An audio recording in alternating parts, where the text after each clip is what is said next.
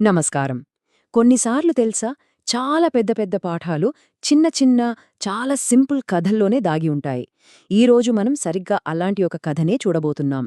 ఒక చెట్టు, ఇద్దరు బాటసారులు. వాళ్ల ద్వారా మనం కృతజ్ఞత గురించి ఒక మర్చిపోలేని పాఠం నేర్చుకోబోతున్నాం.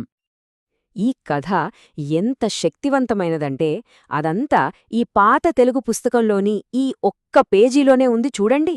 ఇది కేవల అక్షరాలు కాదు, తరతరాలుగా మనకు అందుతున్న జ్ఞానం. పదండి, ఈ కథలో ఏముందో చూద్దాం. కథలోకి వెళ్లే ముందు ఒక్క క్షణం ఆలోచిద్దాం. అసలు ఒక చెట్టు మనకి మనిషిగా ఎలా ఉండాలో ఏం నేర్పిస్తుంది? దానికి మాటలు రావు కదా.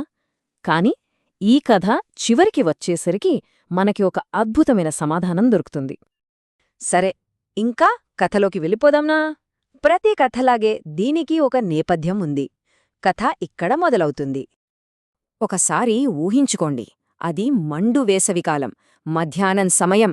సూర్యుడు నిప్పులు కక్కుతున్నాడు. అసలు గాలిలో వేడి తప్ప ఏమీ లేదు.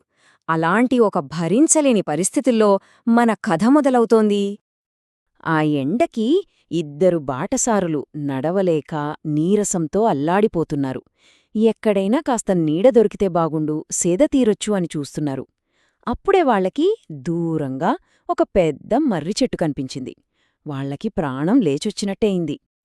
ఆ చెట్టు కిందకి చేరగానే అబ్బా, ఆ చల్లని నీడ వాళ్లకి ప్రాణం పోసినట్టనిపించింది. ఆ మండుటెండలో అదొక వరం లాంటిది. ఆ చెట్టు ఏమీ మాట్లాడకుండానే వాళ్లకి ఆశ్రయమిచ్చింది, వాళ్ల బడలికను తీర్చింది. అంత హాయిగా ఉంది అనుకుంటున్న సమయంలో కథలో అసలైన మలుపు ఇప్పుడొస్తోంది. ఒక్క చిన్న మాట అక్కడ వాతావరణాన్ని మొత్తం ఎలా మార్చేసిందో చూడండి. సేద తీరుతున్న వాళ్లల్లో ఒకడో చుట్టూ చూసి ఏమన్నాడో తెలుసా? ఈ చెట్టు చాలా పెద్దదే, కాని దీనివల్ల ఉపయోగమేంటి? పండ్లు కూడా కాయట్లేదు అన్నాడు. చూసారా, నీడనిస్తున్న చెట్టునే ఉపయోగం లేనిదే అంటున్నాడు. ఇక్కడే అసలు సమస్య మొదలైంది. ఆ మాటలకి ఎవరూ ఊహించని ఏడనుంచి సమాధానం వచ్చింది. ఇప్పటిదాకా మౌనంగా ఉన్న ఆ చెట్టే తన గొంతు విప్పింది. ఓ కృతజ్ఞుడా అని గంభీరంగా వినిపించింది ఆ స్వరం. నువ్వు నా నీడలోనే సేద తీరుతున్నావు, నా వల్లే నీకు ఉపశమనం దొరికింది, అయినా నన్నే ప్రయోజనం లేనిదాన్ని అంటావా? ఆ మాటల్లోని బాధ, ఆగ్రహం నేరుగా వాళ్ల మనసులకి గుచ్చుకున్నాయి. ఆ మాటలు వినగానే ఇద్దరూ ఉలిక్కిపడ్డారు. వాళ్ల దగ్గర సమాధానమే లేదు. అవును కదా, చెట్టు చెప్పింది నిజమే కదా అని తలదించుకున్నారు. చేసిన తప్పేంటో వాళ్లకి క్షణంలో అర్థమైపోయింది.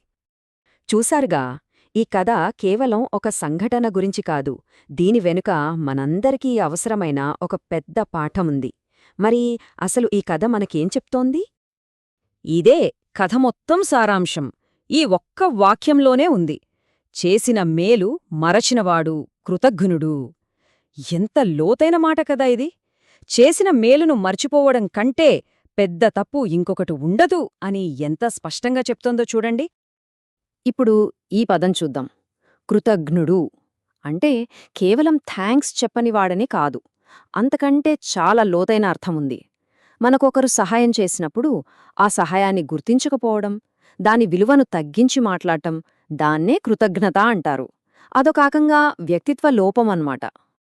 సో సింపుల్గా చెప్పాలంటే ఈ కథ మనకు నేర్పేది ఇదే.